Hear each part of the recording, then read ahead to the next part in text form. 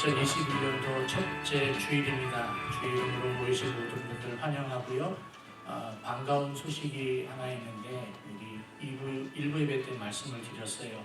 일부 예배 때 우리 영주 최인희 집사님이 오셨어요. 그래서 예배 같이 드리고 가셨는데 사고 난 지 5개월 됐죠? 5개월 됐는데 아직 그 갈비뼈 있는데 한 3군데 4군데가 이렇게 붙지를 않는데요.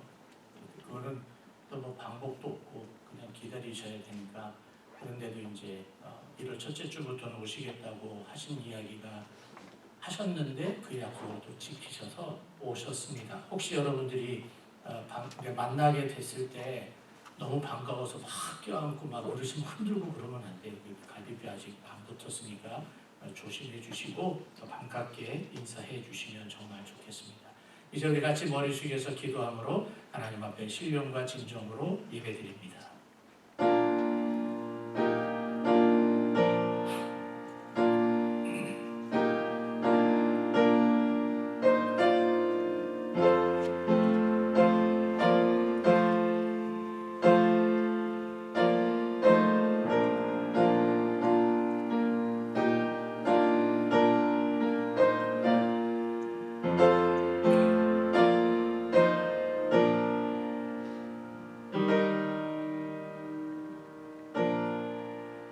Arise and shine, for your light has come, and the glory of the Lord has risen upon you.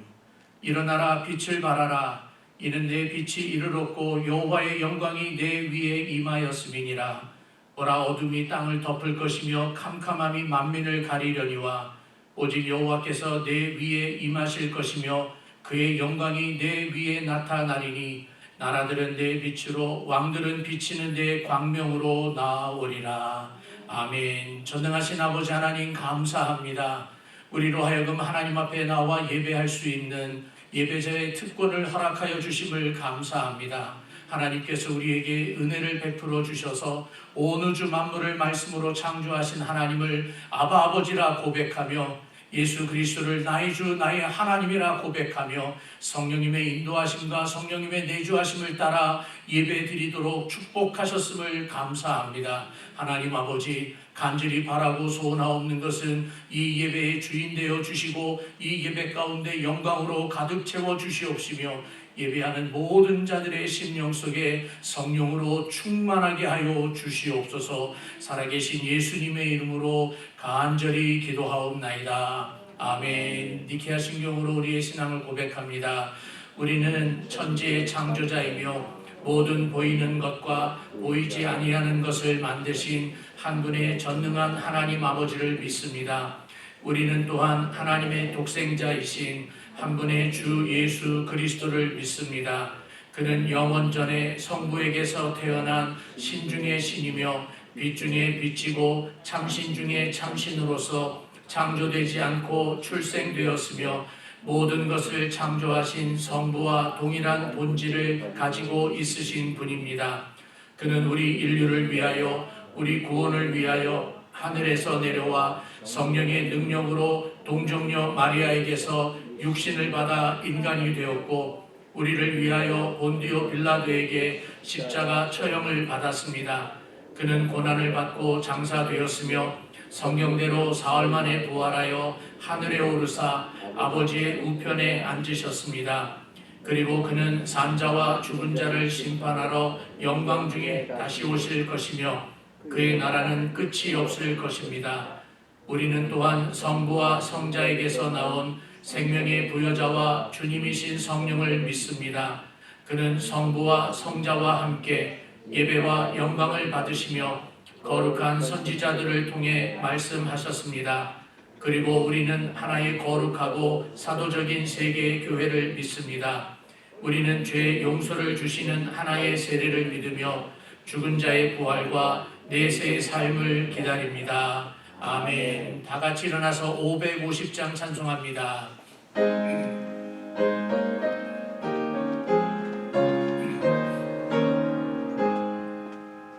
시온의 영광이 빛나는 아침 어둡던 이 땅이 밝아 오네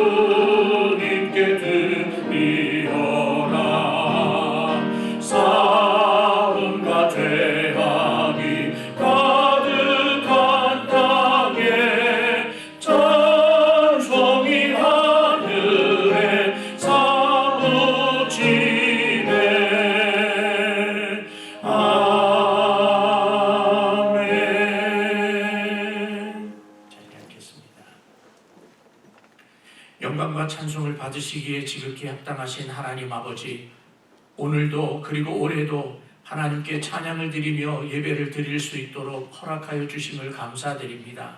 말할 수 없는 은혜를 베풀어 주셔서 창조주 하나님을 아버지라 부르게 하시고 독생자 예수 그리스도를 구원자로 믿게 해 주시며 성령님의 내주하심과 인도하심을 따라 살게 하심을 또 감사를 드립니다. 부족한 모습이지만 우리의 삶을 하나님께 드리오니 우리들을 받아 주시옵소서. 죄를 싫어하시는 하나님, 하나님의 영광을 위해 지음을 받고 하나님의 이름을 선포하며 살아야 하는 저희들임을 알면서도 하나님의 말씀에 순종하지 못한 모습으로 사는 저희들을 용서하여 주시옵소서. 분명하게 세상의 유혹과 사탄의 공격을 막아내고 이길 수 있는 능력을 주셨음에도 불구하고 우리들의 욕심과 욕망으로 인하여 더러움 가운데서 살았음을 고백하오니 주님 용서하여 주시옵소서. 사소한 일상생활 속에서도 하나님의 말씀을 대수롭지 않게 여기며 거짓말과 미움과 질투 그리고 불평과 원망으로 살고 있었음을 고백하오니 용서하여 주시옵소서. 무엇보다 주님의 은혜를 잊어버리고 내 힘과 내 실력으로도 충분히 살 수 있다고 착각했던 우리들의 교만함을 고백하오니 예수님의 보혈로 정결하게 씻어 주시옵소서. 전능하신 하나님 아버지, 올해도 코로나 바이러스의 영향 가운데에서 시작을 하였습니다. 교회 일상이 무너졌고 성도들의 생활이 흔들거리며 심지어 신앙의 기본이 도전을 받고 있어서 우리 모두가 혼란함 가운데 있습니다. 주님, 우리들을 불쌍히 여겨주시고 성령의 지혜를 주시며 말씀의 전신갑주를 입혀주셔서 하나님 앞에서 부끄러움이 없게 하여 주시고 세상을 향하여서는 진리로 담대하게 서게 하여 주시옵소서. 특별히 교회들을 지켜주시사 세상 풍파가 몰려온다 할지라도 말씀으로 이기게 하시고 성령의 능력으로 견디게 하여 주시옵소서. 모이기를 패하는 교회들이 되지 않게 하여 주시고 최선을 다하여 하나님 앞에 모여 예배를 드리며 서로를 격려하는 교회들이 되게 하여 주시옵소서. 특별히 저희 교회 또한 지켜주시고 보호하여 주시사 하나님을 예배하며 그리스도의 십자가를 자랑하고 성령님의 역사하심을 증거하는 일에 쓰임받게 하여 주시옵소서. 이 사명을 앞장서서 감당하는 운영위원회와 남녀선교회와 각 구역과 주일학교를 지켜주시고 예배와 교회를 관리하는 모든 봉사자들에게 맡은 사명을 올해도 잘 감당하도록 축복하여 주시옵소서. 능력의 하나님 아버지, 각 선교지에서 복음을 증거하는 선교사들에게 능력을 갑절로 덧입혀 주시사 주의를 감당하게 하여 주시고 특별히 어려움 가운데에서도 굴복하지 않도록 지켜 주시옵소서. 자비의 하나님, 몸이 아파 고생하는 성도들을 기억하여 주셔서 거뜬히 일어나게 하여 주시고 고통 가운데에서도 주님을 바라보게 하여 주시옵소서. 경제적인 어려움을 겪고 있는 성도들에게 필요를 공급하여 주시고 직장을 구하고 있는 성도들에게 겸손히 하나님 앞에 무릎을 꿇고 간구하는, 그래서 주님만을 의지하는 성도들이 되게 하여 주시옵소서. 주일학교의 어린이들과 젊은이들에게 복음으로 양육되게 하여 주시고 우리 교회에 필요한 교육부 사역자도 이제는 허락하여 주시옵소서. 지혜의 하나님, 우리 교회 성도들에게 성령의 지혜를 갑절로 더하여 주셔서 하나님의 말씀을 읽고 설교를 들을 때마다 마음을 열게 하시고 가슴에 새기며 하나님의 말씀대로 순종하며 사는 성도들이 되게 하여 주시옵소서. 올해도 강단에서 말씀이 선포되어질 때 성령님께서 역사하여 주시고 올해도 성경 공부를 할 때에 지혜의 성령님께서 인도하여 주시옵소서. 특별히 올해 교회의 모든 행사와 예산 가운데에도 하나님은 간섭하여 주셔서 모든 일들이 하나님의 영광을 위한 일들이 되게 하여 주시옵소서. 하나님, 오늘도 함께 모여 예배를 드리지 못하는 성도들을 찾아가 주시사 성령의 위로가 넘치게 하여 주시옵소서. 오늘의 예배를 하나님께 온전히 드리며 살아계신 예수님의 이름으로 간절히 기도하옵나이다. 아멘.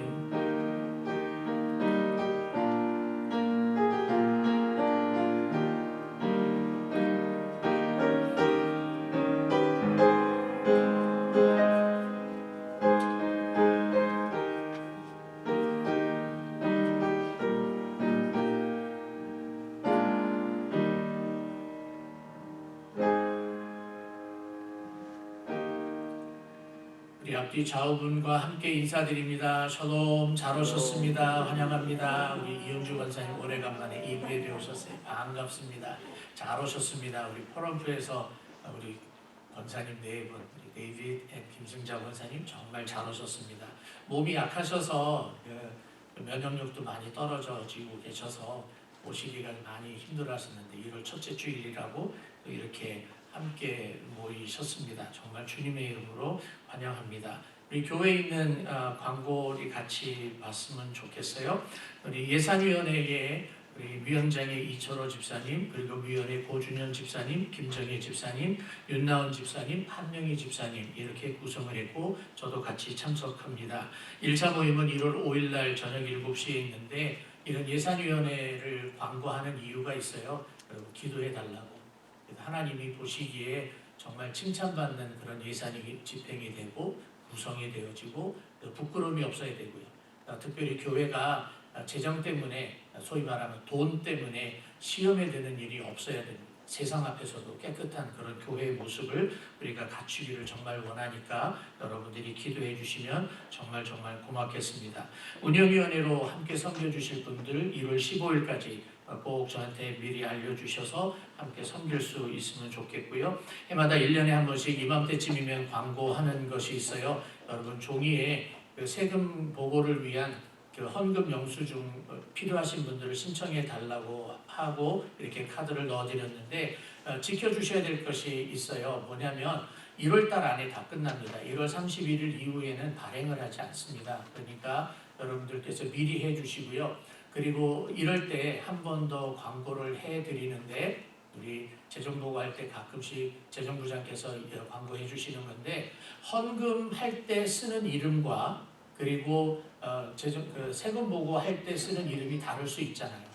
저를 예를 들면 저는 정공필, 정미 이렇게 해서 이름을 쓰고 있는데 세금 보고할 때 정공필이라고 썼더니 이 IRS 사람들이 한글을 몰라갖고 저게 누군지를 모르더라고요. 그래서 미국에서 쓰고 있는 법적인 이름을 그대로 쓰고 있어요. 그런데 만약에 제가 헌금을 할 때 정공필이라고 했다가 조나단 아빠라고 그랬다가 뭐 이상한 이름을 쓰고 그러면 물론 재정부장은 제가 누군지 아시니까 알아서 하시겠지만 그러나 여러 사람이 그렇게 하면 내가 1년 동안 얼마 헌금했는지 영수증 주십시오라고 했을 때 일일이 찾아내기가 너무 힘들어요. 그러면 여러분들이 예를 들어서 내가 1년에 1,000불 헌금했는데 왜 500불밖에 영수증이 안 돼 있어요? 그러면 여러분들이 헌금을 할 때 다른 이름으로 하신 거예요.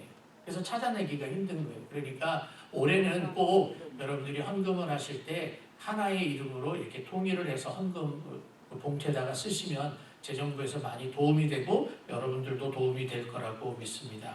그리고 그 다음 광고는 성경 공부 광고인데요. 여러분들에게 쪽지 넣어드렸어요. 여러 과목을 생각을 하고 있다가 2과목으로 줄였는데 하나는 새신자반, 하나는 그리스도의 사역입니다. 그리스도의 사역은 지금까지 하고 있었던 것을 계속해서 하려고 하는 거고요. 새신자반은 정말 초신자들, 교회가 뭔지 잘 모르고 예수님을 믿는다고 해서 오기는 왔는데 성경이 뭔지, 교회가 뭔지, 기도가 뭔지 모르는 아예 진짜 기초부터 하려고 하는데요. 정말 놀라는 사실이 있어요. 교회에서 신앙생활을 수십 년을 해도 모르는 분들도 있더라고요. 그러니까 이 창피하게 내가 그래도 집사까지 됐는데 새신자로 가방 가면 어떡하나 이런 생각하지 마시고요. 배워야 되겠다고 생각하시면 오십시오. 단 지금 팬데믹입니다. 코로나 때문에 10명, 20명 이렇게 모여서 할 수가 없어요. 그래서 여러분들에게 선택을 드린 겁니다. 화요일, 수요일, 금요일 이렇게 3일 중에 오전 시간이 좋은지 저녁 시간이 좋은지 여러분이 표시해서 주십시오. 그러면 제가 모아서 사람의 숫자를 줄여서 그러니까 최대 4명, 저를 빼고 4명으로 이렇게 하려고 그래요. 제안에까지 하면 6명이 되겠네요. 그렇게 구성을 하려고 하니까 여러분들께서 꼭 미리 해주셔야 됩니다. 개강은 2월 9일 날 화요일부터 할 예정이니까 죄송하지만 1월 중순까지라도 미리 주시면 제가 준비하는데 도움이 좀 될 것 같습니다. 주일 친교는 우리 여성교회에서 오늘도 제공을 해주셨는데요. 1월 첫째 주일이니까 한번 광고를 할게요. 주일 친교를 후원해 주시기를 원하시는 분은 우리 김정희 집사님을 비롯한 임원들에게 말씀을 해주시면 되고요. 그동안에 주로 떡을 많이 했는데 임원회에서 그런 결정을 했답니다. 우리가 발품을 팔자, 우리 네이버를 하자. 그래서 비용도 많이 줄이고 직접 집에서 만들기도 하시겠다고 하십니다. 그러니까 여러분들께서 상의하시고 또 같이 후원해 주시면 고맙겠습니다. 병환 중에 있는 성도들 계속해서 기도해 주시고요. 보온토 성도님 위해서 기도해 주시는 걸 잊지 마시고, 이주태 선교사님은 지난주에 그래도 반가운 소식을 여러분들에게 전해드렸는데 지난주 동안에 많이 힘드세요. 몸에 산소가 80%가 모자라요. 그리고 계속해서 지금 항생제 치료를 하고 계시고 심장과 그리고 간 기능도 많이 약화되어져 있는 상태입니다. 고강명 선교사님께서 다시 부탁을 드리고 있는데요. 잊지 않고 기도해 달라고 부탁을 해주고 계십니다. 곽동원 선교사님은 다른 건 다 괜찮은데 딱 한 가지 불편한 게 있다고 하시네요. 러시아의 연해주에 계시는 선교사님, 춥대요. 그러니까 추위만 좀 잘 이길 수 있도록, 추우면 관절염이 있으신 분이라 많이 힘드실 수 있으니까 우리 곽동원 선교사님 위해서도 기도해 주시면 고맙겠습니다. 우리 기도하고 하나님 앞에 말씀 듣겠습니다. 하나님 아버지, 우리 2021년 첫 주일 성도들이 함께 모여서 예배를 드리며 하나님 앞에 간구하는 기도의 제목이 있습니다. 하나님, 각 가정마다 성도들마다 하나님께서 불꽃 같은 눈동자로 지켜주셔서 올해도 하나님 때문에 행복하고 그리스도인답게 멋있는 그리스도인이 되게 하여 주시옵시고, 성령님의 인도하심을 따라 그 마음에 벅찬 기쁨을 가지고 사는 멋있는 그리스도인들, 성도들 되게 하여 주시옵소서. 몸이 아픈 성도들 기억하여 주시고, 특별히 오랜 기간 동안 항암 치료를 하고 있는 집사님들에게 강력하게 주의 손으로 붙잡아 주시고 가족들에게 용기를 허락하여 주시옵소서. 선교사님들 기억하시되 특별히 이주태 선교사님의 하나님께서 책임져 주시고, 또한 경제적인 어려움을 갖고 있는 성도들, 직장을 구하고 있는 성도들, 그리고 또한 사업을 하고 있는 성도들까지 하나님 일일이 찾아가 주시고 저들의 삶이 하나님 앞에 복된 삶 되게 하여 주시옵소서. 우리가 살고 있는 미국을 위해서 기도합니다. 하나님 아버지, 대통령을 비롯한 모든 위정자들이 하나님을 두려워하게 하시고 하나님 앞에서 부끄럽지 않게 하여 주시고, 모든 미국의 사람들이 한마음 한뜻으로 귀한 일들을 이루어가고 코로나 사태도 이기게 하여 주시옵소서. 하나님 앞에 예물 가지고 나왔습니다. 신년 감사헌금도 올려드립니다. 하나님 앞에 올해 한 해도 맡기는 믿음으로 올려드렸사오니 하나님께서 저들의 삶을 책임져 주시고 궁핍하지 않게 하여 주시옵소서. 믿음으로 올려드리는 10의 1조를 기억하여 주셔서 저들의 생활 가운데 하나님의 역사하심을 보고 경험케 하여 주시옵소서. 물질을 관리하는 재정부에게 하나님께서는 은총을 베풀어 주셔서 믿음으로 잘 관리하게 하시고, 우리 교회는 재정이 모자라서 해야 하는 일을 하지 못하는 일이 생기지 아니하도록 하나님 공급하시고 책임져 주시옵소서. 주의 말씀을 듣기를 원합니다. 하나님 가르쳐 주시고, 특별히 오늘 교회가 무엇인지 대해서 배울 테인데 하나님, 우리의 마음을 활짝 열고 하나님께 칭찬받는 교회, 하나님께 칭찬받는 성도들 되게 하여 주시옵소서. 살아계신 예수님의 이름으로 간절히 기도하옵나이다. 아멘. 오늘 하나님의 말씀은 마태복음 16장입니다. 마이크 바꿔주시고요. 마태복음 16장 앞에 거는 꺼주세요. 마태복음 16장 16절에서 18절 하나님의 말씀 제가 봉독합니다. 마태복음 16장 16절에서 18절. 시몬 베드로가 대답하여 이르되 주는 그리스도시요 살아계신 하나님의 아들이시니이다. 예수께서 대답하여 이르시되 바요나 시몬아, 네가 복이 있도다. 이를 네게 알게 한 이는 혈육이 아니요 하늘에 계신 내 아버지시니라. 또 내가 네게 이르노니 너는 베드로라. 내가 이 반석 위에 내 교회를 세우리니 음부의 권세가 이기지 못하니라. 아멘. 오늘 1월 첫째 주일 이어서 이사야서를 설교하지 않고 다음 주에 이제 계속해서 할 텐데, 교회라고 하는 주제로 여러분과 함께 하나님의 말씀을 나누기를 원합니다. 작년에 이제 코로나 사태라고 하는 것이 생겼잖아요. 팬데믹이라는 말을 쓰기도 하고 코비드-19이라고 하는 말을 쓰기도 하는데, 그래서 지난 여름부터는 목사님들 가운데에서 여기저기 신문에 수필을 쓰시기도 하고 글을 올려서 기고를 하시기도 하고 이메일로 페이스북에 카카오톡으로 많은 이야기들이 오고 가고 있었습니다. 주제는 뭔가 하면 포스트 팬데믹, 포스트 코로나, 포스트 코비드에 관한 이야기. 무슨 말이냐면 코로나 사태가 지나가고 난 다음에 교회는 어떻게 될 것인가, 여기에 대한 그 예측을 미리 하고 거기에 대해서 어떤 대책을 강구해야 될까, 수많은 글들이 올라왔습니다.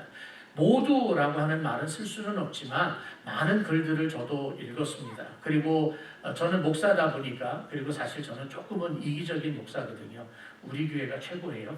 저는 항상 라스베가스 장로교회가 먼저입니다. 뭐 할 수 없어요. 그러다 보니까 저도 우리 교회는 어떻게 될까를 생각을 안 할래야 안 할 수가 없어요. 그래서 많은 글을 읽게 되었고, 근데 문제는 뭐냐면 제가 머리가 나빠서 그런지 정답을 못 찾겠어요. 수많은 글을 읽었는데 정답을 못 찾겠어요. 아, 이것도 좋은 생각이다. 여기까지는 동의할 수 있는데 아, 이렇게 해야만 한다라고 하는 정답은 못 찾겠어요.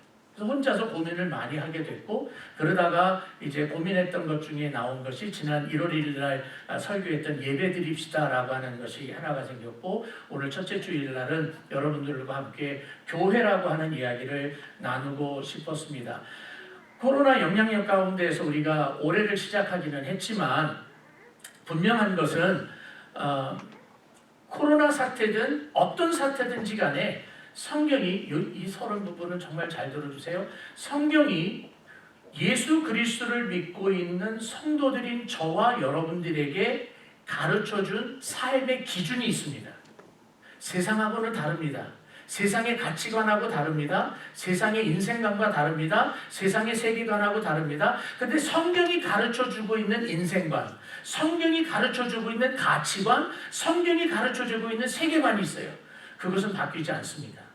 왜냐하면 성경은 하나님의 말씀이고 성경은 진리이기 때문에 그렇습니다. 아무리 세상이 뒤집어지는 일이 있다 할지라도 성경은 하나님의 말씀이기에 성경은 바뀌지 않습니다. 믿으시면 아멘. 우리 교회는 거기서 시작을 합니다. 믿음을 가지고 성경이 바뀌지 않는다는 것을 가르쳐주고 있다면, 그러면 교회에 관한 이야기도 성경에서 가르쳐주고 있는 교회에 관한 진리, 그리고 조금 어려운 말로 말하면 교회관, the doctrine of the church라고 이야기하는 교회관도 성경이 가르쳐주는 것은 바뀌지 않습니다. 사람들이 조금 편리에 의해서 예배 순서를 이렇게 하기도 하고 저렇게 하기도 하고, 예배 순서는 바뀔 수 있어요. 예배를 드릴 때에 목사가 양복을 입기도 하고 가운을 입기도 하고 그럴 수 있어요. 그러나 성경이 가르쳐주고 있는 교회가 무엇이냐라고 하는 것은 코로나 아니라 그 어떤 것이 온다 할지라도 교회관은 바뀌지 않습니다. 그러면 성경이 교회에 대해서 가르쳐주고 있는 것이 정말 많이 있습니다. 그래서 교회에 관한 것을 제 나름대로 모든 것을 여러분들하고 나눈다면 적어도 넉 달은 걸릴 것 같아요. 적어도 12주에서 16주 정도는 여러분들하고 함께 이야기를 해야 됩니다. 그게 신학교의 한 학기거든요. 근데 그렇게는 다 못하고, 그러면 오늘 교회가 무엇에 관해서 이야기를 하느냐를 갖고 이야기를 할 때 저는 한 단어를 놓고 생각을 하려고 해요. 교회는 구약에서 뭐라고 가르쳐주고 있는가 하면 하나님의 백성들의 모임이라고 가르쳐줍니다. 하나님의 언약받은 백성, 하나님으로부터 구속함을 받은 백성들의 모임을 교회라고 가르쳐주는데, 구약에서 쓰고 있는 단어가 뭐냐면 회중이라는 단어를 써요. 근데 그것이 신약에 와서는 어떤 단어를 쓴다고 했죠? 교회라고 하는 단어를 쓰고 있어요. 그래서 회중이라고 하는 단어든 교회라고 하는 단어든 이 두 공통점은 뭐냐면 하나님으로부터 구원받은 백성들이 모여있다라고 이야기하는 거예요. 그래서 그리스도인들이 모여있는 곳이 교회입니다. 제가 이따가도 반복을 하겠지만 사도 바울은 이런 이야기를 합니다. 너희가 성령이 거하는 전인 줄 몰랐느냐? 라고 고린도 교회에게 편지 쓸 때 이야기하죠. 그래서 우리 한 사람 한 사람, 예수님을 믿고 있는 여러분 한 사람 한 사람 안에 성령님께서 거하고 있기 때문에 여러분 개인을 이야기할 때는 성전이라고 이야기를 합니다. 그런데 성령이 거하고 있는 성전인 예수를 믿는 성도들이 모여있는 공동체를 교회라고 신약은 가르쳐주고 있고, 구약에서는 회중이라고 가르쳐주고 있습니다. 그런데 구약에서 아주 중요한 단어 하나를 쓰고 있어요. 모세를 통하여서 쓰고 있는 단어인데 특별히 신명기에서 그런 단어를 여러 번 씁니다.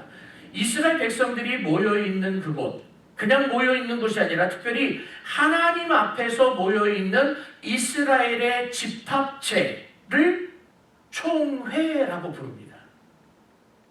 다시요. 그냥 회중이라고 하는 말을 쓰기도 해요. 그래서 이스라엘 사람들이 모여있는 곳, 모여있는 그 모임을 회중이라고 쓰기도 하지만 특별히 하나님 앞에서 이스라엘 백성들이 모여있을 때의 단어는 총회라는 단어를 써요.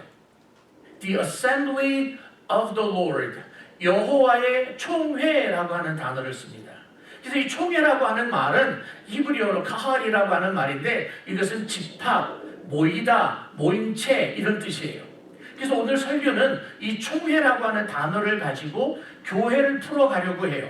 저의 관점은 무엇인가 하면 한 사람 한 사람이 예수님을 믿는 사람이고 신앙생활하는 것은 맞지만 교회는 모여야 된다는 거예요. 함께 모이는 곳이어야 된다는 거예요. 그러면서 중요한 포인트는 뭐냐면 우리끼리 모이면 아무짝에도 쓸모없습니다. 하나님 앞에서 모여야 합니다.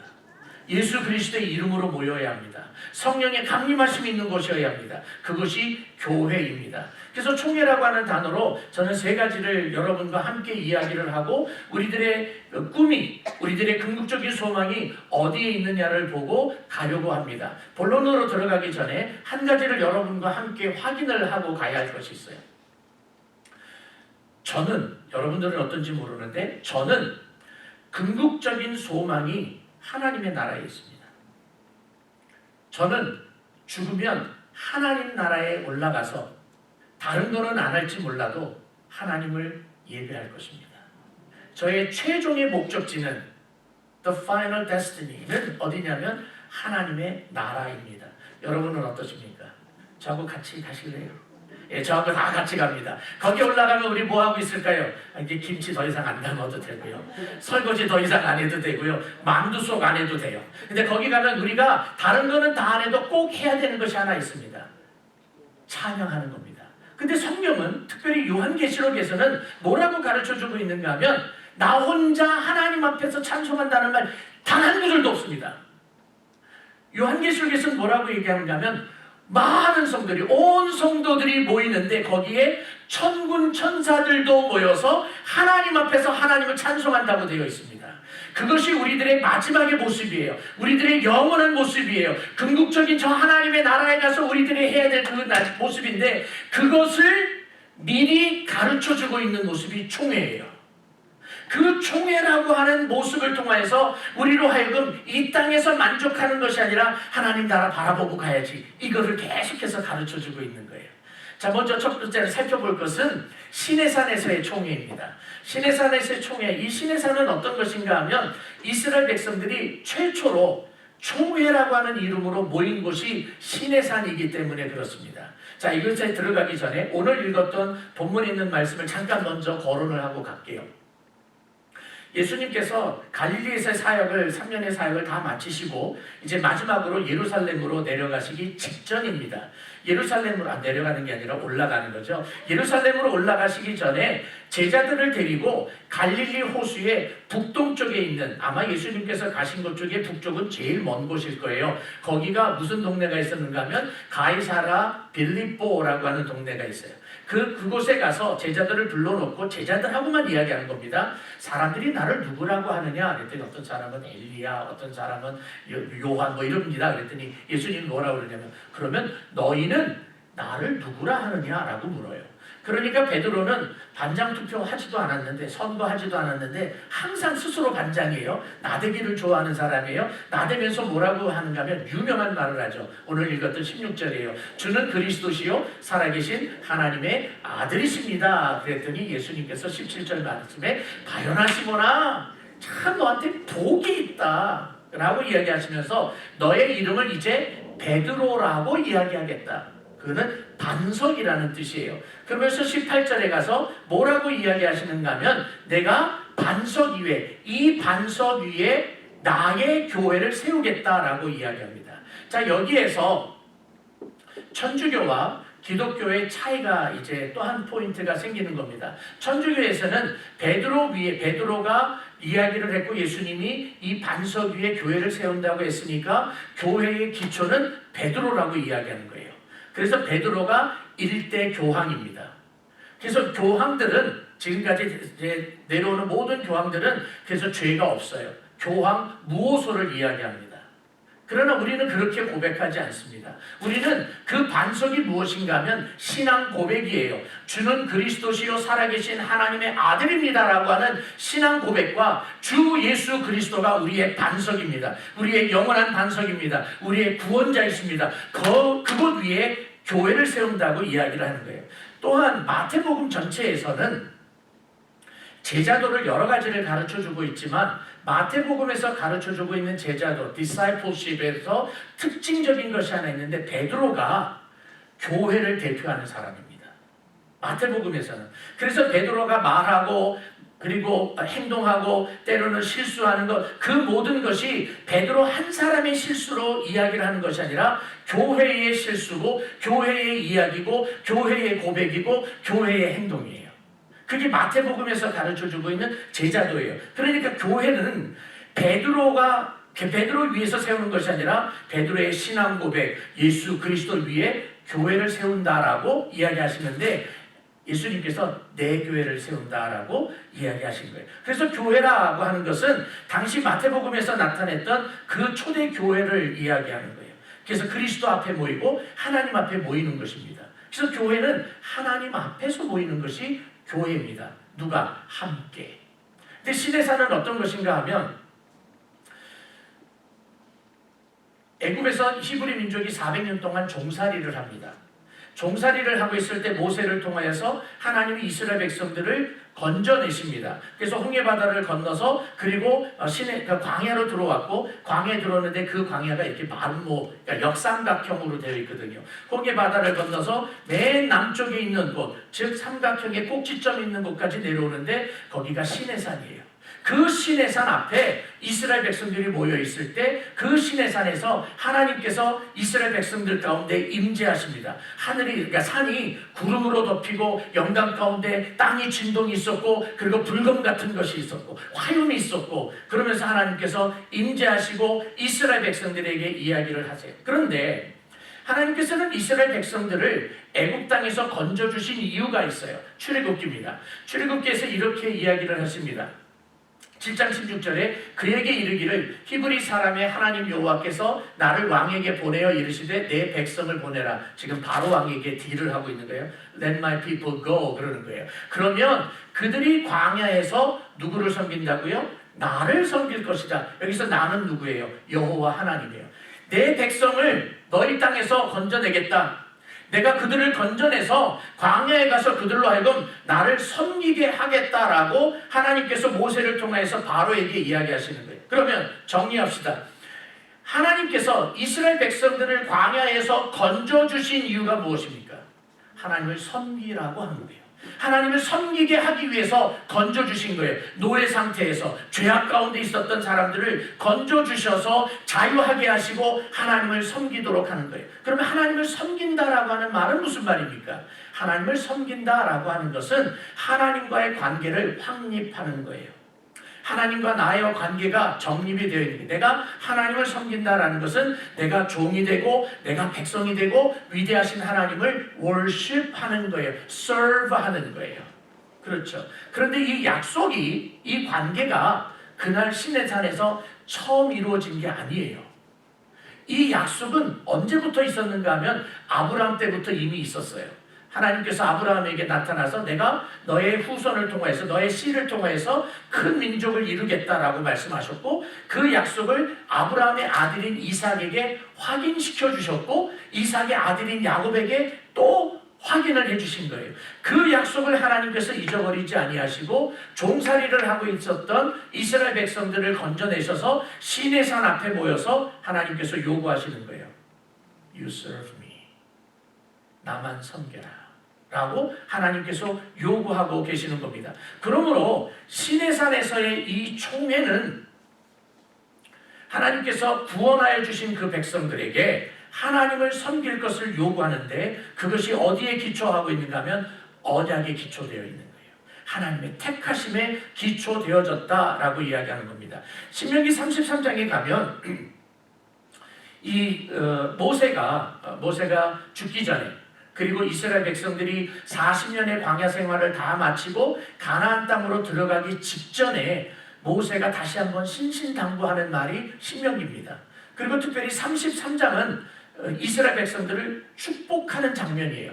거기 2절에 이렇게 되어 있어요. 그가 일렀으되 여호와께서 시내산에서 오시고 세일산에서 일어나시고 바란산에서 비추시고 1만 성도 가운데 강림하셨고 그의 오른손에는 그들을 위해 번쩍이는 불이 있도다. 그러면서 하나님이 시내산에서 약속하시고 임재하셨던 모습을 다시 확인시켜주고 있는 거예요. 자, 여기서 제가 광야 생활을 마치고 가나안 땅으로 들어가기 직전이라고 그랬어요. 그러면 애굽 땅에서 건져 나왔던 이스라엘 백성들 가운데에 거의 다 죽었잖아요.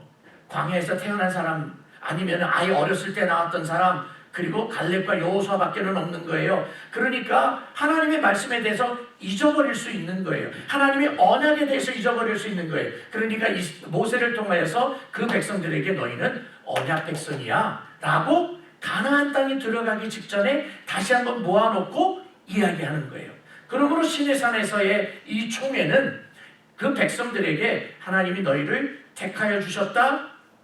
너희는 하나님만을 섬겨라. 너희는 언약 백성이야. 이것을 확인하는 겁니다. 근데 여기서 잊지 말아야 될 것이 뭐예요? 하나님의 백성들이 함께 모였다. 제가 이 말을 지금 계속 반복하고 있어요. 앞으로도 반복할 거예요. 앞에 자막이 있습니다. 이렇게 정리를 해보았습니다. 교회는 그러면 무엇이냐? 하나님의 사람들이 함께 모여 있는데 하나님 앞에 모여 있는 겁니다. 만약에 우리가 이렇게 함께 모였는데 하나님 앞에서 모이지 아니하고 예배하고는 상관없이 그냥 우리들끼리 좋아서 모였다면, 제가 여러 사람들한테는 말을 하지 않았습니다만 우리 교회 이사 오기 전에 저쪽에 건물에 있었을 때에 한국에서 유명한 연예인이 저희 교회 2번 왔다 갔어요. 동일 인물이 2번을 왔다 갔어요. 여자분이세요. 모자 푹 눌러 쓰고. 누구라고 그러면 여러분이 아세요. 우리 여기 축구 좋아하는 형제가 그 사람 이야기하면 잘 알 거예요. 그런데 저도 못 알아봤어요. 오셨다 간 다음에 다른 사람을 통해서 들었어요. 통화를 어떤 분이 하셨어요. 우리 교회 자매님이에요. 너 어느 교회 다니니? 나 어느 교회 다녀. 누가 어딘지 모르겠어요. 어느 교회, 우리 라스베가스 장로교회 다닌다고. 나 그 교회 2번 갔었어. 이렇게 해서 알게 된 거예요. 근데 만약에 제가 알아봤다고 칩시다. 예배 중에. 그래서 오늘 아주 귀한 분이 오셨습니다. 우리 설교 때려치고 저 사람 이야기 좀 들읍시다. 그러면 하나님 앞에 서는 게 아니에요. 우리가 만약에 예수 그리스도와 상관없이 하나님과는 상관없이 우리끼리 모여 있다면, 우리의 기쁨을 위해서 우리의 즐거움을 위해서 모여 있다면 우리는 교회 아니에요. 그냥 사회 집단이에요. 시내산에서의 총회는 그냥 시민들이 모여 있는 타운홀 미팅이 아니에요. 군중 집회가 아니에요. 하나님 앞에 모였다는 게 중요한 거예요. 계속해서 볼게요. 거룩한 무리인 성도들, 성도가 거룩한 무리잖아요. 즉 교회는 거룩한 무리가 교회예요. 하나님의 이름을 부르고 하나님을 노래하고 하나님을 경배하는 것이 교회입니다. 그리고 교회가 해야 되는 일입니다. 그리고 이제 이스라엘 백성들이 가나안 땅에 들어왔습니다. 그래서 약속의 땅이라고 하죠. 그 약속의 땅에서 총회가 있습니다. 그래서 2번째 살펴볼 것은 약속의 땅에서의 총회입니다. 약속의 땅에 들어왔을 때에는 여호수아와 더불어서 정복전쟁을 일으키죠. 정복전쟁을 일으키는데 광야에서 정복전쟁을 일으키기까지 하나님께서 이스라엘 백성 가운데 함께 거하고 계시다. I am with you 라고 하나님께서 보여주시는 건물이 있었어요.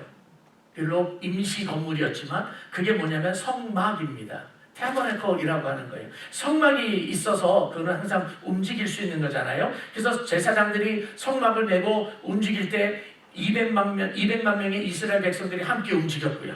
그 성막이 멈췄을 때 함께 멈췄고, 정복전쟁을 치를 때에도 성막과 함께 나가서 전쟁을 치르고, 그래서 성막은 항상 움직였어요. 근데 가나안 땅에 들어오고 나서는 하나님께서 다윗을 통하여서 하나님의 집을 세울 것을 지정해 주시고, 솔로몬을 통해서 하나님의 집을 건축하게 하셨습니다. 그것을 우리가 두 글자로 뭐라고 그래요? 성전이라고 그래요. 그것은 움직이지 않아요. 그런데 성전은 만들어 놓았으면 더 이상 이스라엘 총회가 안 모여도 됩니까? 그거는 아니에요. 그때도 모여야만 했어요. 모세를 통하여서 이스라엘 백성들에게 하나님이 명령하신 것이 있습니다. 온 이스라엘 사람들이 1년에 적어도 3번은 꼭 모이라고 명령한 절기가 있어요. 그 절기 메모리얼 데이인데 그것이 3가지가 있는데 하나는 유월절, 또 패스오버 그리고 있고 두 번째는 뭔가 하면은 그 오순절 펜테코스트라고 하는 날이 있고 세 번째는 장막절이라고 하는 것이 있어요. The Day of Tent 아니면 Tabernacle 뭐 그렇게 부르는 날이 있어요. 그때는 이스라엘 백성들 특별히 남자라고 하면 무조건 예루살렘 성전에 올라가야 합니다. 그러면 예루살렘 성전에 올라가서는 뭐 하겠어요? 거기서 하나님의 말씀을 듣고 예배를 드리는 것입니다. 그런데 그 대상이 바뀌어 있어요. 자, 이제 잘 들으셔야 돼요. 가나안 땅에 들어가서 여호수아와 더불어서 정복 전쟁을 합니다. 그리고 여호수아가 죽기 전에 이스라엘 백성들을 불러 모읍니다. 그게 총이었습니다. 죽기 전에 이스라엘 백성들을 불러 모으면서 이렇게 챌린지를 해요. 이렇게 도전을 해요. 나와 내 가족은 하나님만 섬길 것이다. 너희들은 선택해라. 하나님 섬길래? 우상 섬길래? 라고 요구하신 거예요. 그때에 하나님만을 섬길 것을 요구하고 있는 거예요. 그러면 하나님을 섬길 것을 요구했던 총회가 바로 시내산에서의 총회였죠. 그런데 시내산에서 모여 있었던 그 이스라엘 백성들이 시간이 지나서 나이가 들어서 죽을 수도 있고 그래서 여호수아가 죽을 때에 모여 있었던 이스라엘 사람들은 그 후손일 수 있죠. 그러니까 언약이라고 하는 것 하나님께서 택하셨다. 하나님께서 이스라엘 백성들의 하나님이 되고 이스라엘은 하나님의 백성이 되겠다라고 하는 그 언약의 내용은 바뀌지 않았어요. 그러나 대상은 바뀌었죠. 후손들이 됐죠. 그러니까 거기서 리뉴얼 하신 거예요. 그리고 성전을 짓고 난 다음에 이스라엘 백성들이 1년에 적어도 3번은 모여서 하나님의 말씀을 듣고 제사를 드립니다. 대상이 또 바뀌었죠. 리뉴얼 됐죠. 이스라엘 백성이 유다와 함께 멸망을 합니다. 바벨론에 70년 동안 포로 생활을 했습니다. 포로 생활을 하고 있는 동안에 회당이라고 하는 것이 생기기는 시작을 했지만 그들이 다시 포로 70년이 끝나고 나서 돌아와서 예루살렘 성전을 다시 재건을 합니다. 그리고 에스라와 느헤미야를 통하여서 하나님의 말씀이 다시 선포되어집니다. 그게 또 하나의 이스라엘의 총입니다. 그러면 그때의 이야기는 무엇이겠습니까? 포인트는 무엇인가 하면 내용은 바뀌지 않았어요. 너희들은 언약의 백성이다. 하나님을 섬겨라예요.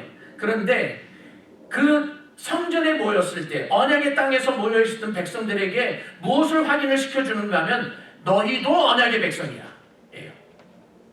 너희 조상만 언약의 백성이 아니라 너희도 언약의 백성이야. 그러니까 함께 모여서 반복이죠. 함께 모여서 하나님을 경배하고 하나님을 섬기고 하나님의 말씀을 듣는 거예요. 이 두 가지의 공통점이 있어요. 시내산에서의 총회도 하나님 앞에 모여서 함께 모여서 하나님을 향하여서 경배드리고 있어요. 언약의 땅에서 성전에서 이스라엘 백성들이 함께 모여서 하나님을 경배하고 있어요. 이 두 가지는 무엇의 모형이겠습니까? 무엇을 가르쳐주고 있겠습니까? 우리가 가야 할 저 천성이에요. 저 천성에 가서 성도들이 해야 되는 모습이 무엇이냐? 함께 모여서 하나님을 예배하는 거예요. 그래서 이제 살펴봐야 될 것이 뭔가 하면 우리의 총회예요. 저와 여러분들의 총회예요. 세 번째 우리의 총회는 어디인가 하면 바로 하늘의 시온이에요. 하늘의 시온이라고 이야기하는 거예요. 시내산에서의 총회의 모습과 그리고 언약의 땅에서의 총회의 모습, 특별히 시내산에서의 그 총회의 모습, 구름이 덮이고 영광 가운데 임재하시는 그런 하나님의 모습을 잘 가르쳐준 신약의 저자가 있어요. 신약 성경 가운데 그 모습을 제일 잘 가르쳐준 것은 요한계시록을 빼놓고 제일 잘 가르쳐준 것은 히브리서입니다. 히브리서 저자는 당시에 그 이스라엘 초대교회 성도들이 아직 안 보여줘도 되는데 초대교회 성도들이 로마 제국으로부터 박해를 받고 있었어요. 너무너무 힘들게 살고 있는 거예요.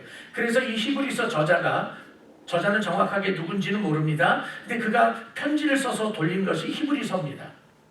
근데 뭐라고 이야기를 하는가 하면 아무리 로마가 박해를 하고 힘들게 우리를 공격한다 할지라도 우리는 이미 시온산에 간 사람들이다. 아니 아직 죽지도 않았는데 이미 시온에 올라간 사람들이다 라고 이야기하는 거예요. 그게 앞에 있는 성경 구절이에요. 12장 22절에 그러나 너희가 이른 곳은 시온산과 살아계신 하나님의 도성인 하늘의 예루살렘과 천만 천사와 라고 이야기한 거예요. 자, 지금 박해를 받고 있는 성도들에게 편지를 하는데 이 사람들은 아직 안 죽었어요. 다시 말씀드리지만 아직 안 죽었어요. 그런데 뭐라 그래요? 너희들이 이를 곳이라고 안 했어요. 너희들이 이른 곳이라고 얘기했어요. 아니 아직 가지도 않았는데 이미 갔다고 이야기를 하는 거예요. 그래서 영어 성경이 조금 더 정확하게 표현하고 있죠. But you have come to Mount Zion이라고 이야기해요. 이미 갔다는 거예요. 무슨 말이에요? 그 신의 산에서 하나님께서 임재하셔서 그 이스라엘 백성들에게 총회에서 말씀해 주시고 언약을 확인해 주시고 언약의 땅에서 그 성전에서 하나님이 임재하시고 백성들에게 가르쳐 주셨던 모습처럼 저와 여러분들 당시 그 사람들에게는 우리는 이미 하늘의 시온에서 하나님 앞에서 함께 모여 있다라고 이야기하는 거예요. 근데 그 장소를 저는 이 단어가요 이번 설교 준비하면서 더 가슴에 와 닿았어요. 뭐라고 이야기하고 있는가 하면 The city of the living God. 살아계신 하나님의 도시예요. 제가 장담할 것이 그래서 하나가 또 생겼어요. 여기 계신 모든 분들, 저를 포함해서 여기 계신 모든 분들 제가 장담하노니 딱 한 번은 이사를 갑니다. 적어도 한 번은 이사 갑니다. 그 도시의 이름이 뭔 줄 아십니까? 이름이 좀 길어요. The city of the living God. 살아계신 하나님의 도시. 근데 더 감사한 게 있어요. 거기에 가면은요, HOA fee도 없어요. 수수료도 없어요. 유틸리티 안 내도 되고요. 은행에 페이먼트 안 해도 돼요. 더 귀한 것이 있어요. 이미 지불이 끝났어요. 그때 가서 지불할 게 아니라 이미 지불 됐어요. 우리 예수님께서. 요한복음에 가면 예수님께서 제자들과 헤어질 때 이런 이야기를 하십니다. 제자들이 서글퍼했을 거 아니에요. 아유 주님 가시면 어떡해요. 그랬을 거 아니에요. 근데 예수님 이렇게 얘기하시죠. 야 내가 너희들을 떠나는 게 너희들한테 유익한 거야. 내가 아버지의 집에 가서 너희들의 거처를 다 마련해 놓고 다시 올 거야. 그래서 여러분 제가 이래봬도요. 하나님 나라에 집이 있는 사람입니다. 그런데 오늘 이 히브리서 저자가 이야기하고 있었던 이 예루살렘이라고 하는 것은 지금 이스라엘이라고 하는 나라의 수도처럼 되어 있는, 지금도 수도는 아니지만 수도로 하겠다고 지금 움직임이 있는 곳이죠. 그 예루살렘. 성전이 있는, 다 무너져 있지만 성전이라고 하는 것, 수많은 그리스도인들이 성지순례를 가보고 싶어하는 바로 그곳을 이야기하는 게 아니에요. 지금 히브리서 저자도 로마 제국으로부터 압박을 받고 있는 상황이지만 지금 그 눈에 보이는 예루살렘을 이야기하는 게 아니에요. 눈에 보이지 않는 저 하늘의 시온, 저 예루살렘을 지금 이야기하고 있는 거예요. 그런데 여러분 차이점이 있습니다. 눈에 보이는 저 세속의 도시인 예루살렘과 눈에 보이지 아니하는 하늘의 도시인 저 예루살렘의 차이가 하나 있습니다. 예수 그리스도의 사역입니다. 예수 그리스도입니다. 왜냐하면 저 세속의 도시는 돈이 있고 비자가 있고 그러면 갈 수 있어요. 근데 하나님의 나라인 저 예루살렘은 비자 갖고 가는 데가 아니에요. 돈 갖고 가는 데가 아니에요. 저기는 예수 그리스도의 이름으로 가는 곳이에요. 그곳에 우리가 갈 수 있고 우리가 이미 갔다라고 우리가 지금 고백하는 이유는 예수님께서 우리들을 위해서 십자가에서 이미 못 박혀 죽으셨고 우리들에게 피로써 덧입혀 주셔서 정결하게 해주셨고 우리를 하나님의 자녀로 구속해 주셨기 때문에 예수 그리스도를 믿는 믿음으로 그곳에 가는 거예요. 아벨의 제사로 가는 게 아닙니다. 예수 그리스도로 인하여서 가는 겁니다. 양 한 마리의 피, 염소 한 마리의 피, 비둘기의 피, 그리고 황소의 피로 우리가 하나님의 나라를 가는 것이 아니라 십자가에서 흘려주신 예수 그리스도의 보혈의 피 때문에 우리가 하나님의 나라에 가는 거예요. 그리고 그곳에 지금 우리 예수님께서 우리의 영원한 대제사장이 되어주셔서 지금도 우리를 위해서 간구하고 계시고, 우리가 그곳에 가면 그 대제사장이신 예수 그리스도의 이름으로 하나님 앞에 예배를 드리는데, 나 혼자 예배를 드리는 게 아니라 우리가 다 같이 함께 모여서 예배 드릴 것이고 천군 천사가 함께 모여서 예배 드리게 될 것이에요. 믿으십니까? 아멘. 시내산에서의 총회가 하나님 나라의 총회를 바라보고 있고, 언약의 땅에서의 총회가 하나님 나라의 총회를 바라보고 있다면, 그들이 이 땅에 있는 동안에 하나님 앞에서 모이는 모임을 소홀히 했겠습니까? 대충 모였겠습니까? 아니에요. 하나님이 요구하셨어요. 전심을 다해서 모이라고 요구하셨어요. 그래서 6월절 같은 경우에는 그 6월절에 모였던 그 모임이 예수 그리스도의 십자가로 말미암아 이미 완성되었습니다. 오순절은요, 마가의 다락방에서 제자들이 모여서 함께 기도했을 때 성령의 강림하심으로 말미암아 완성이 되어졌습니다. 그러면 장막절은요, 장막절은 추수의 기쁨을 누리는 것이 장막절입니다. 그 장막절은 예수 그리스도가 이 땅에 오셨을 때부터 이미 축제가 시작되어 있어요. 그런데 아직 끝나지 않았어요. Unfinished Fiesta. 아직 끝나지 않은 축제예요. 이 축제는 언제 끝나는가 하면 우리가 하나님의 나라에 들어갔을 때, 그때 끝나게 되는 거예요. 그렇다면 우리가 이 땅에 있는 동안에는 어떻게 해야 합니까? 우리의 모임이, 우리 교회의 모임이, 교회라고 하는 이 거룩한 우리들의 공동체의 모임이 하나님 나라를 지금 바라보게 하고 있고 하나님 나라를 선포하고 있는 것이라면 소홀히 모일 수 있습니까? 우리 예수님을 사랑하잖아요. 예수 그리스도의 사역을 믿잖아요. 그런데 예수 그리스도를 믿고 예수님을 사랑하고 예수님께서 나를 위해서 십자가에 못 박혀 죽으셨다는 사실은 믿으면서 예수님께서 사랑하시고 예수님께서 세워주신, 예수님께서 피 흘려서 주신 교회를 등한히 한다면 이거는 모순입니다. 예수님을 정말로 사랑한다면, 예수님을 정말로 믿는다면 교회를 사랑해야 합니다. 교회를 사랑하는 사람이 예수님을 사랑하는 사람입니다. 그래서 교회는 혼자 있는 게 아니에요. 물론 팬데믹 때문에, 코로나 때문에, 면역력이 약해서 이런저런 사정 때문에 함께 모여서 예배 못 드리는 분들이 계세요. 저희 아버지도 지난주에 통화를 하니까 예배 어떻게 드리셨어요? 그랬더니 저희 아버지가 출석하는, 그러니까 개척하신 교회는 작은 교회입니다. 그래서 온라인으로 하는 것도 쉽지 않아요. 근데 몸이 이제 어르신이니까 교회를 못 나가시고 어머니하고 둘이서 예배를 드리셨어요. 그럴 수 있어요. 몸이 아픈 사람 병상에서 혼자서 예배 드릴 수 있어요. 하나님이 받으실 거라고 저는 믿어요. 하지만 아이고 귀찮은데 뭐 하려고 교회가 온라인으로 한다는데, 그러지는 말자고요. 또 교회 뭐 하려고 다녀, 예수만 믿으면 됐지. 교회 가면 그 아무개 사람 보기 싫고 꼴 보기 싫고 시험 들고, 교회 가면 맨날 지지고 볶고 싸우기만 하고 교회는 뭐 하려고 가, 그렇게 얘기하면 안 되는 거예요. 주님이 교회를 세우시기 위해서 피 흘려서 돌아가셨어요. 교회를 사랑한다면 예수님을 더욱더 사랑해야 되고, 예수님을 사랑한다면 교회를 더욱더 귀하게 여겨야 합니다. 결론입니다. 결론을 아예 자막으로 만들었어요. 교회는 하나님의 백성의 총회입니다. 그러면 총회라고 하는 건 뭐예요? 함께 모이는 거예요.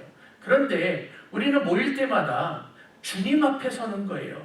주님 없이 우리가 모이면 아무 짝에 소망이 없습니다. 교회는 주님 앞에 서는 것입니다. 그리고 주님 앞에 모여있는 교회가 그냥 단순히 예배, 의식, 종교 행위가 아닙니다. 여기에서는 함께 모여서 예배를 드리면서 우리를 구속하여 주시고 우리를 약속해 주시고 우리를 하나님의 나라의 백성으로 삼아 주신 그 하나님을 선포하는 것입니다. 그 하나님께 예배 드리는 것입니다. 그 하나님의 행하신 일들을 나누는 것입니다. 내가 언약 백성인 것을 성도들과 함께 나누고 확인하는 것입니다. 그래서 우리는 예수님께서 거하시는 곳, 예수님께서 계시는 곳에 모여서 예배를 드리는 교회입니다. 그래서 여러분, 우리가 교회입니다. 그래서 우리들의 말 한마디, 우리들의 행동 하나가 하나님의 영광과 관련이 되어 있습니다. 잊지 마십시오. 여러분이 교회입니다. 우리 한번 다 같이 따라해 봅시다. 내가 교회입니다. 이거는 틀린 말이에요. 아멘 하신 분한테 속였는데 이렇게 하셔야 돼요. 진짜 따라하세요. 우리가 교회입니다. 기도하겠습니다. 전능하신 아버지 하나님, 우리를 교회로 삼아주심을 감사합니다. 사람이 세운 교회가 아니라 하나님이 세운 교회라고 고백합니다. 믿음으로 고백합니다. 하나님, 우리가 아무리 수고하고 노력한다 할지라도 내 교회가 아니라 하나님의 교회입니다. 하나님이 주인이십니다. 예수 그리스도가 머리이십니다. 하나님 아버지, 시내산에서의 총회가 하나님 앞에서 하나님의 말씀을 듣고 경배했던 것처럼 언약의 땅에서의 총회가 하나님의 말씀을 듣고 언약 백성인 것을 재확인했던 것처럼 저 하나님 나라를 바라보며 우리들도 함께 모여 하나님 앞에서 예배하고 하나님의 이름을 선포하며 하나님의 행하신 일들을 선포하는 교회답게 하여 주시옵소서.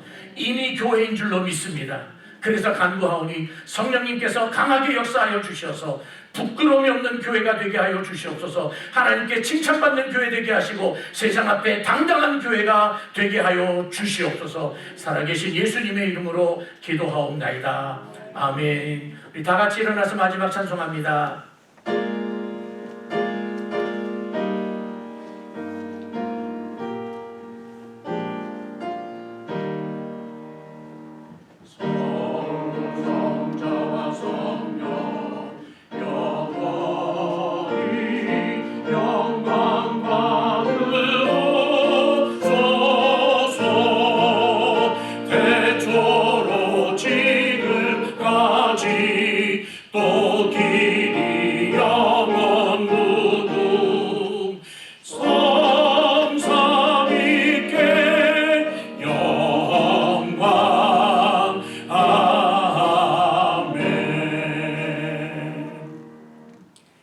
지금은 교회의 주인 되시고 머리 되신 우리 주 예수 그리스도의 놀라우신 은혜와 우리를 택하시고 우리를 구속하여 주신 우리 하나님 아버지의 무한하신 사랑하심과 우리 안에 계셔서 우리를 끝까지 인도하시고 능력을 허락하여 주시는 성령 하나님의 능력과 역사하심이 교회임을 분명히 기억하여 함께 모여 하나님 앞에 서고 그리스도 이름으로 예배하겠다고 결심하는 모든 성도들과 교회 위에 지금부터 영원토록 함께 있을지어다. 아멘.